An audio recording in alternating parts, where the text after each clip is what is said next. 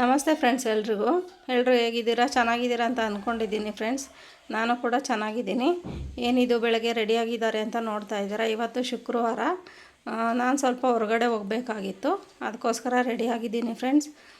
ಜೊತೆಗೆ ತಿಂಡಿ ಇನ್ನೂ ಮಾಡಿಲ್ಲ, ಅಂದರೆ ಎಲ್ಲ ರೆಡಿ ಮಾಡಿ ಇಟ್ಟಿದ್ದೀನಿ. ಏನು ತಿಂಡಿ ಮಾಡಿದ್ದೀನಿ ಏನು ಅಂತ ತೋರಿಸ್ತೀನಿ ನಾನು. ಬಟ್ ಅದಕ್ಕಿಂತ ಮುಂಚೆ ಯಾರ್ಯಾರೆಲ್ಲ ನನ್ನ ಚಾನಲ್ನ ಹೊಸ್ದಾಗಿ ನೋಡ್ತಾ ಇದ್ದೀರಾ ಅವರೆಲ್ಲರೂ ದಯವಿಟ್ಟು ಸಬ್ಸ್ಕ್ರೈಬ್ ಮಾಡ್ಕೊಂಡು ನೋಡಿ.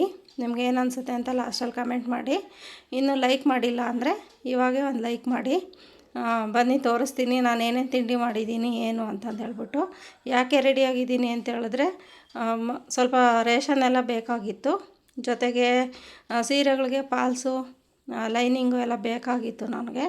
ಅದಕ್ಕೋಸ್ಕರ ತೊಗೊಂಡು ಬರೋಣ ಅಂತಂದು ಹೇಳ್ಬಿಟ್ಟು ರೆಡಿಯಾಗಿದ್ದೀನಿ. ಇನ್ನೂ ತಿಂಡಿ ತಿಂದಿಲ್ಲ.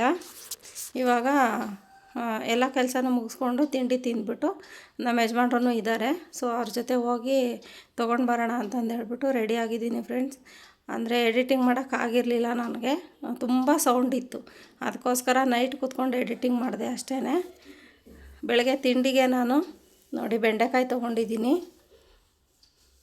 ತೊಳೆದ್ಬಿಟ್ಟು ಅದನ್ನೆಲ್ಲ ಹೆಚ್ಚಿಬಿಟ್ಟು ಬೆಂಡೆಕಾಯಿ ಪಲ್ಯ ಮಾಡಿಬಿಟ್ಟು ಚಪಾತಿ ಮಾಡೋಣ ಅಂತ ರೆಡಿ ಮಾಡ್ಕೊಂಡಿದ್ದೀನಿ ಫ್ರೆಂಡ್ಸ್. ಅದನ್ನ ತೊಳೆದ್ಬಿಟ್ಟು ಎಲ್ಲ ಒರೆಸ್ಕೊಂಡು ತಿಂಡಿಗೆ ರೆಡಿ ಮಾಡ್ಕೊತಾ ಇದ್ದೀನಿ ನೋಡಿ. ಅಂದರೆ ನೀರಿರುತ್ತೆ ಅಲ್ವಾ, ಅದಕ್ಕೆ ಮುಂಚೆನೇ ತೊಳ್ಕೊಂಡು ಒಂದು ಒಣ ಬಟ್ಟೆನಲ್ಲೆಲ್ಲ ಒರೆಸ್ಕೊಂಡು ಚಿಕ್ಕದಾಗಿ ಹೆಚ್ಕೋತಾ ಇದ್ದೀನಿ ಪಲ್ಯ ಮಾಡೋದಕ್ಕೆ. ಇಷ್ಟ ಆಯಿತು ನೋಡಿ, ಬೆಂಡೆಕಾಯಿ ಇಷ್ಟು ಸಿಕ್ಕಿದೆ. ಸೊ ಇದೆಲ್ಲನೂ ಸ್ವಲ್ಪ ಬಾಡಿಸ್ಕೊಂಡು ಹುರಿದ್ಬಿಟ್ಟು ಎಣ್ಣೆ ಹಾಕ್ಬಿಟ್ಟು ಸ್ವಲ್ಪ ಹುರಿದ್ಬಿಟ್ಟು ಪಲ್ಯ ಮಾಡ್ಕೊಂಡಿದ್ದೀನಿ. ಜೊತೆಗೆ ನನ್ನ ಮಗನೂ ಸ್ವಲ್ಪ ಹೆಲ್ಪ್ ಮಾಡ್ದೆ, ಹಂಗಾಗಿ ಸ್ವಲ್ಪ ಬೇಗನೆ ಆಯಿತು ಕೆಲಸ ಎಲ್ಲನೂ. ಅಂದರೆ ಪಲ್ಯ ಎಲ್ಲ ನಾನು ರೆಡಿ ಮಾಡಿಕೊಂಡೆ, ಚಪಾತಿ ಎಲ್ಲ ಹೊಸ್ಕೊಟ್ರೆ ಅವರೇ ಇಬ್ಬರೂ ಸುಟ್ಕೊಂಡ್ರು ಚಪಾತಿನ ನೋಡಿ. ಇವಾಗೆಲ್ಲ ಒಗ್ಗರಣೆ ಮಾಡ್ಕೊತಾ ಇದ್ದೀನಿ. ಅಂದರೆ ಕಬ್ಬಿಣದ ಬಾಣಲೆನೇ ಬೆಸ್ಟ್ ಅನ್ಕೋತೀನಿ ಹುರಿಯೋದಕ್ಕೆಲ್ಲ. ನಾನು ಬೆಂಡೆಕಾಯಿನ ಅದನ್ನು ಸಿಲ್ವರ್ ಬಾಣಲೆನಲ್ಲಿ ಹುರ್ಕೊಂಡ್ರೆ ಅಷ್ಟು ಎಲ್ಲ ತೊಳೆಯೋಕ್ಕಾಗೋದಿಲ್ಲ, ತುಂಬ ಕಚ್ಕೊಂಡ್ಬಿಟ್ಟಿರುತ್ತೆ. ಅದಕ್ಕೋಸ್ಕರ ಅದನ್ನು ಕಬ್ಬಿಣದ ಬಾಣಲೆಲ್ಲ ಹುರ್ಕೋತಾ ಇದ್ದೀನಿ. ಜೊತೆಗೆ ಸ್ವಲ್ಪ ಅದನ್ನೆಲ್ಲ ಒಗ್ಗರಣೆ ಮಾಡ್ಕೋತಾ ಇದ್ದೀನಿ ಪಲ್ಯಗೆ. ಅದೇನು ಜಾಸ್ತಿ ಬೇಯಿಸೋದು ಬೇಕಾಗಲ್ಲ, ಬೇಗನೆ ಆಗುತ್ತೆ ಅಲ್ವಾ ಬೆಂಡೆಕಾಯಿ ಪಲ್ಯ. ಎಳೆದಿರೋದ್ರಿಂದ ಬೇಗನೆ ಆಗುತ್ತೆ. ಸೊ ಅದಕ್ಕೋಸ್ಕರ ಈರುಳ್ಳಿ ಟೊಮೊಟೊ ಎಲ್ಲ ಹಾಕ್ಬಿಟ್ಟು ಪಲ್ಯ ಮಾಡಿಕೊಂಡು, ಜೊತೆಗೆ ಸ್ವಲ್ಪ ಚಪಾತಿ ನಾನು ಹೊಸ್ಕೊಟ್ಟೆ, ನನ್ನ ಮಗ ಎಲ್ಲ ಬೇಯಿಸ್ಕೊಂಡ ಚಪಾತಿನ ನೋಡಿ. ಸ್ವಲ್ಪ ಸಾಂಬಾರು ಪುಡಿ ಸೇರಿಸ್ಕೊತಾ ಇದ್ದೀನಿ. ಇವಾಗ ಹುರಿದಿರೋ ಅಂಥ ಬೆಂಡೆಕಾಯಿನ ಸೇರಿಸ್ಕೊತಾ ಇದ್ದೀನಿ ನೋಡಿ. ಅಷ್ಟೇ, ಅದನ್ನು ಒಂದು 2ರಿಂದ 3 ನಿಮಿಷ ಬಾಡಿಸ್ಬಿಟ್ಟು ಮುಚ್ಚಿಟ್ಬಿಟ್ರೆ ಆಗೋಯ್ತು ನೋಡಿ. ಅಷ್ಟೇ, ಪಲ್ಯ ರೆಡಿ ಆಯಿತು. ಜೊತೆಗೆ ಸ್ವಲ್ಪ ಚಪಾತಿನೂ ರೆಡಿ ಮಾಡಿಕೊಂಡೆ ನಾನು. ಇದ್ರ ಜೊತೆ ಹಂಗೆ ಹಿಟ್ಟು ಕಲಿಸ್ಕೊಂಡು ಚಪಾತಿ ಹೊಸ್ಕೊಟ್ಟೆ. ನನ್ನ ಮಗ ಎಲ್ಲ ಸುಟ್ಕೊಂಡ ಚಪಾತಿನ. ಅದ್ರ ಜೊತೆ ಸ್ವಲ್ಪ ಅನ್ನನೂ ಮಾಡೋಣ ಅಂತಂದು ಹೇಳ್ಬಿಟ್ಟು, ಅಂದರೆ ಒಂದು ಮಾವಿನಕಾಯಿ ಇತ್ತು, ತುಂಬ ದಿನ ಆಗಿತ್ತು ಮಾವಿನಕಾಯಿದು ಚಿತ್ರಾನ್ನ ಮಾಡಿ. ಅದಕ್ಕೋಸ್ಕರ ಮಾವಿನಕಾಯಿ ಇದೆಯಲ್ವ, ಒಂದು ಚಿತ್ರಾನ್ನ ಮಾಡೋಣ ಮಾವಿನಕಾಯಲ್ಲಿ ಅಂತಂದು ಹೇಳ್ಬಿಟ್ಟು ಮಾವಿನಕಾಯಿ ತೊಗೊಂಡು ಮಾವಿನಕಾಯಿ ಚಿತ್ರಾನ್ನನೂ ಮಾಡ್ತಾಯಿದ್ದೀನಿ. ಯಾಕೆಂದರೆ ಬರೀ ಚಪಾತಿ ತಿನ್ನೋದಿಲ್ಲ, ಚಪಾತಿ ಮೇಲೆ ಸ್ವಲ್ಪ ಅನ್ನ ಕೇಳ್ತಾರೆ. ಅದಕ್ಕೋಸ್ಕರನೇ ನೋಡಿ, ಇದು ಚಿತ್ರಾನ್ನದ ಗೊಜ್ಜು ಥರ ಮುಂಚೆ ಮಾಡ್ಕೊಂಡಿದ್ದೀನಿ. ಸಾರಿ, ಇದೆಲ್ಲ ವೀಡಿಯೋ ಮಾಡ್ಕೊಳಕ್ಕಾಗಿಲ್ಲ ನನಗೆ, ಒಗ್ಗರಣೆ ಮಾಡ್ಕೊಳ್ಳೋದು. ಅದಕ್ಕೆ ಸ್ವಲ್ಪ ಅರಿಶಿನ ಪುಡಿ ಸೇರಿಸ್ಕೊಂಡು ಮಾವಿನಕಾಯಿ ಚಿತ್ರಾನ್ನಕ್ಕೆ ಇದು ರೆಡಿ ಮಾಡ್ಕೋತಾ ಇರೋದು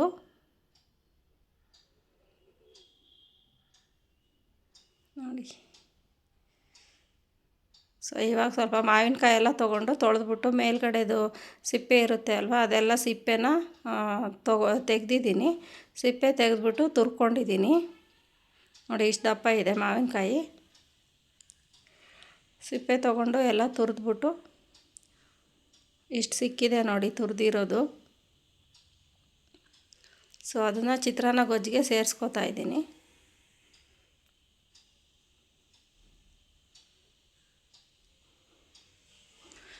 ನೋಡಿ. ಜಾಸ್ತಿ ಏನು ಬೇಯಿಸೋದು ಬೇಕಾಗಲ್ಲ ಮಾವಿನಕಾಯಿನ, ಯಾಕೆಂದರೆ ಇದು ಚೆನ್ನಾಗಿತ್ತು, ಸ್ವಲ್ಪ ಸ್ವೀಟಾಗಿತ್ತು, ಜಾಸ್ತಿ ಏನು ಹುಳಿ ಇರಲಿಲ್ಲ. ಸ್ವಲ್ಪ ಸ್ವೀಟ್ ಇದ್ದಿದ್ದರಿಂದ ಅಷ್ಟೇನು ಹುಳಿ ಕಾಣಲಿಲ್ಲ. ಅನ್ನ ಒಂದು ಕಡೆ ಅನ್ನಕ್ಕೆ ಇಟ್ಕೊಂಡಿದ್ದೆ, ಒಂದು ಕಡೆ ಹುಳಿ ರೆಡಿ ಮಾಡ್ಕೊತಾ ಇದ್ದೀನಿ, ಗೊಜ್ಜು. ಸೊ ಅದೆಲ್ಲ ರೆಡಿ ಮಾಡಿಕೊಂಡು ಅಲ್ಲಿಂದ ನಾಷ್ಟ ಎಲ್ಲ ತಿನ್ಕೊಂಡ್ವಿ ನಾವು 3 ಜನನೂ.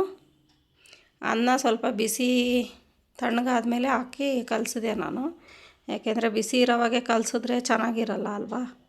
ಅದಕ್ಕೋಸ್ಕರ ಅನ್ನ ಎಲ್ಲ ತಣ್ಣಗಾದ್ಮೇಲೆ ಕಲಿಸ್ತಾ ಇದ್ದೀನಿ.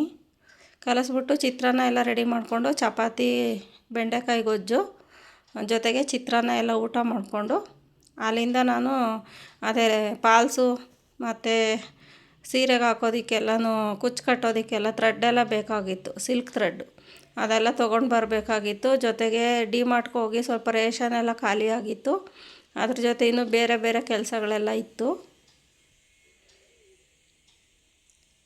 ಹಾಗಾಗಿ ಎಲ್ಲ ತಿಂಡಿ ತಿಂದ್ಕೊಂಡು ನಮ್ಮ ಯಜಮಾನ್ರು ನಾನು ಹೊರಗಡೆ ಹೋಗಿ ಎಲ್ಲ ಕೆಲಸ ಮುಗಿಸ್ಕೊಂಡು ಬರೋವಾಗ ಹಾಗೆ ರೇಷನ್ ತೊಗೊಂಡು ಬಂದ್ವಿ ಡಿಮಾರ್ಟ್ಗೆ ಹೋಗಿ. ನೋಡಿ ಇಷ್ಟು ತೊಗೊಂಡು ಬಂದಿದ್ದೀನಿ ರೇಷನು,